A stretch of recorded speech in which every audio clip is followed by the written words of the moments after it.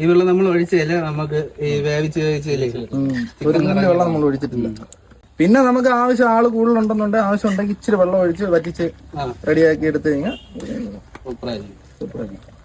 നമുക്ക് കിട്ടത്തില്ല എന്ന് വിചാരിച്ച സാധനം കിട്ടി. വെസ്റ്റ് ബംഗാളിയും കറിവേപ്പില കിട്ടിയല്ലേ?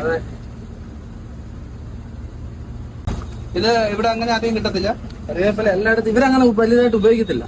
ഇവിടെ ഇപ്പൊ വണ്ടിക്കാരെല്ലാരും ഉള്ളതുകൊണ്ടാണ് ഈ കറിവേപ്പിലേക്ക് ഇവിടെ വരുന്നത്. നമ്മൾ കടയിൽ പോയാൽ ഇത് സാധനം കിട്ടത്തില്ല. ഇവിടെ എല്ലാരും മല്ലിയില ഉപയോഗിക്കും. മല്ലിയിലയാണ് കൂടുതൽ. ലാസ്റ്റ് പരിപാടി ഇച്ചിരി കുരുമുളക് പൊടി. അവസാന ഘട്ടം കുരുമുളക് പൊടി. കറിക്ക് മണം വരുന്നുണ്ടല്ലേ? മണം ഉണ്ടല്ലേ? ഇച്ചിരി വെളിച്ചെണ്ണ, പച്ച വെളിച്ചെണ്ണ. അതിന്റെ ഞാൻ ടേസ്റ്റിന്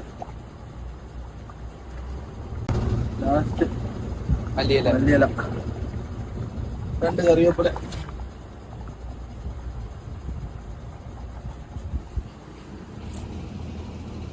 കറിവേപ്പിലയും കൂടെ ഇടുക. അടച്ചങ്ങ് വെക്കുക. അടച്ചങ്ങ് വെക്കുക.